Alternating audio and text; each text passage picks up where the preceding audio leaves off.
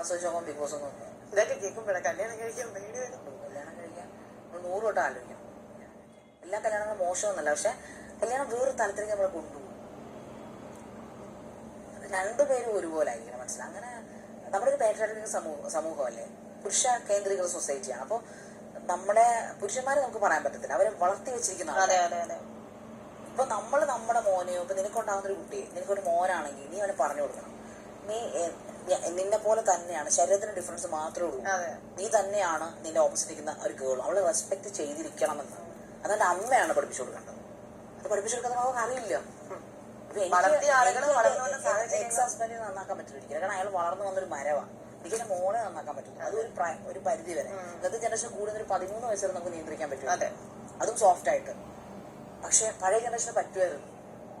പുള്ളി വിവരം എനിക്ക് തോന്നുന്നില്ല, പുള്ളിക്ക് എനിക്കൊന്ന് ചൈൽഡ്ഹുഡ് ട്രോമയൊക്കെ അതിനൊക്കെ ഉണ്ടെന്ന് എനിക്ക് ആഡംബര വിവാഹമായിരുന്നു.